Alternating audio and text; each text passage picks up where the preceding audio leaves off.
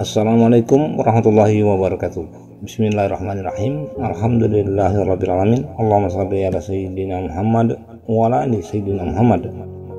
Teman-teman sekalian yang dirahmati oleh Allah, pada penyampaian sebelumnya kita sudah membahas seputar eksistensi jiwa dengan judul kajian Mengapa Jiwa Tersesat dalam 2 part penyampaian.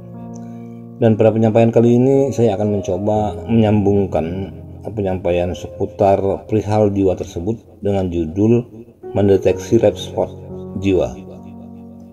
Berbicara tentang jiwa yang gaib di dunia panah ini, kita disuguhi banyak istilah terkait sinonim penamaan dari jiwa tersebut, seperti sifat baik, tabiat buruk, perilaku khas, kegilaan, dan sebagainya.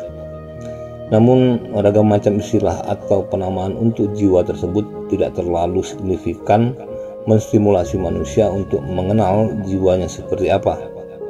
Mengapa demikian? Karena fakta berbicara, kebanyakan orang hanya sibuk mengenali zahir dirinya saja. Contoh, perilaku mengidolakan bahkan mencontek penampilan orang yang dianggap lebih macho atau lebih glowing. Ada juga yang sibuk mencemooh dan mencerca penampilan orang lain. Dan lebih buruknya lagi, di mana ada perilaku manusia yang skeptisme terhadap zahirnya sendiri, di mana mereka nekat mengubah bentuk tubuh asli mereka yang Allah ciptakan. Cabut sana, sulam sini, tempel sana, buang sini, dan sebagainya. Mengapa mayoritas manusia sibuk dengan usaha pengenalan zahirnya saja? Kendati eksistensi zahir atau fisik sejak berakal, hampir semua manusia mengenalnya, bahkan sampai kepada level pengenalan yang detail.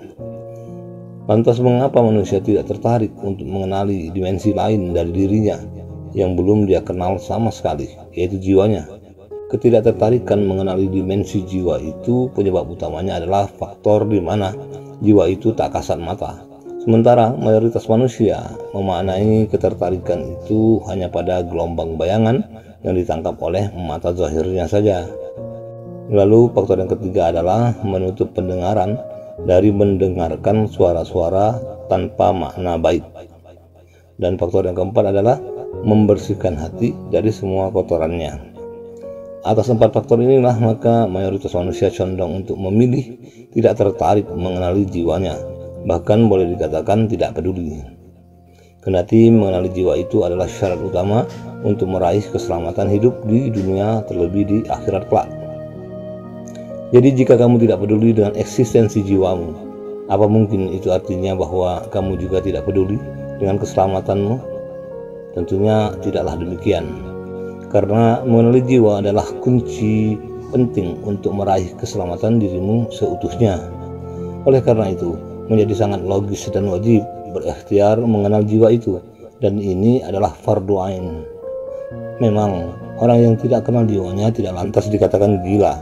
Hanya saja orang yang tidak mengenali jiwanya akan mengalami kelainan pada sikap zahiriahnya. Ibarat mobil dikemudikan oleh orang yang tidak bisa menyetir mobil. Mobilnya ada dan berjalan mobil itu, tetapi tabrak sana tabrak sini. Seperti contoh real kehidupan ini, ada orang yang sudah tua tetapi merasa masih muda yang perilakunya seperti ABG. Ada juga anak muda yang berperilaku menggerogoti marwahnya orang tua, tabrak sana tabrak sini.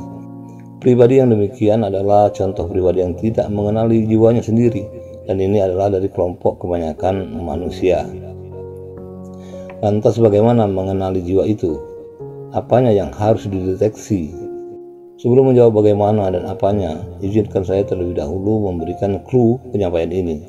Allah Subhanahu wa taala berfirman, "A'udzubillahi minasyaitonirrajim, yauma tajidu kullu nafsin ma 'amilat min khairin muhdarah, wa ma 'amilat min su'in tawaddu law anna bainaha." Yang artinya, ingatlah pada hari ketika setiap jiwa mendapatkan balasan atas kebajikan yang telah dikerjakan dihadapkan kepadanya, begitu juga balasan atas kejahatan yang telah dikerjakan. Surah Al-Imran ayat 30. Jadi clue dari penyampaian kali ini adalah bahwa semua perbuatan kita di dunia ini jiwalah yang akan mempertanggungjawabkannya. Kalau demikian, kira-kira pasti pantaskah kita tidak kenal dan peduli terhadap jiwa kita? Teman-teman sekalian, kondisi khasnya jiwa itu kalau tidak kita kenali, maka dia akan condong kepada hawa nafsu keburukan. Inna nafsa la amaratun bisu. Kenapa demikian? Pada penyampaian yang lalu kita telah bahas penyebab kecondongan jiwa kepada nafsu su, dikarenakan kolbu tak berfungsi sebagaimana mestinya, sehingga jiwa buta akan petunjuk sunnatullah. Sekarang kita masuk kepada inti penyampaiannya. Saya akan mengajak teman-teman semua untuk menyimak tutoring dari saya, dan selanjutnya silahkan teman-teman menstimulasi bagian dari dalam diri masing-masing. Mari kita coba sekarang. Semoga Allah merahmati. Sekarang silahkan teman-teman imajinasikan sebuah keadaan yang pernah dialami atau sedang dialami terkait hal yang sangat menyenangkan. Silahkan berimajinasi bebas menyenangi tentang apa saja. Oke, sudah dapat? Kalau sudah dapat imajinasinya, teruslah imajinasikan. Pejamkan mata dan rasakan perlahan. Sekarang ini teman-teman merasakan sangat senang terhadap hal itu. Sangat senang. Semakin kuat dan semakin senang. Sekarang teman-teman rasakan live spotnya kesenangan itu. Rasakan live spot kesenangan itu ada di bagian tubuhmu yang mana. Rasakan titik kehidupannya kesenangan itu. Getarannya ada di bagian tubuhmu yang mana.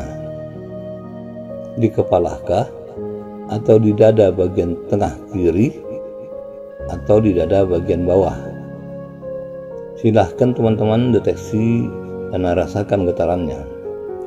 Rasakan getarannya ada di mana, di bagian tubuh yang mana. Sudah? Oke, kalau sudah silahkan simak jawabannya berikut ini. Jika live spot atau getaran kesenangan itu terasa di kepala, maka itu artinya kamu menyenangi hal itu dengan akalmu, dan itu artinya kesenangan itu telah mengecoh jiwamu. Kemudian, jika live spot atau getaran kesenangan itu terasa di dada bagian bawah, maka itu artinya kamu menyenangi hal itu dengan sensasi nafsumu, dan itu artinya kesenangan itu telah melemahkan jiwamu. Dan jika live spot atau getaran kesenangan itu terasa di dada bagian tengah kiri, maka itu artinya kamu menyenangi hal itu dengan kolbumu. Itu artinya kesenangan itu menjadi kekuatan bagi jiwamu. Maka perhatikanlah di realitas kehidupan ini. Terhadap kesenangan, ada orang yang menjualnya. Inilah orang yang menyenangi dengan akalnya. Dia pikirkan terus kesenangan itu dan berpikir bagaimana cara menjualnya. Dan di kondisi seperti ini, jiwanya terkecoh. Ada lagi yang narsis. Inilah orang yang menyenangi dengan nafsunya. Heboh menceritakan kesenangannya ke sana kemari, tak peduli orang suka atau tidak suka mendengarkannya. Dan di kondisi seperti ini, jiwanya menderita kelemahan. Lalu ada orang yang pandai membungkus kesenangannya dengan sangat elegan. Inilah orang yang menyenangi sesuatu dengan kolbunya, sehingga dia tidak melampaui batas dalam kesenangannya. Dan di kondisi seperti ini, jiwanya menjadi kuat dan tentram. Orang yang menyenangi sesuatu dengan akal dan nafsunya, maka dia akan lebih dekat dengan kekufuran. Dan yang demikian adalah tanda bahwa dia adalah pribadi yang mengecoh dan melumpuhkan jiwanya sendiri tanpa dia sadari sama sekali, karena dia tidak mengenali jiwanya.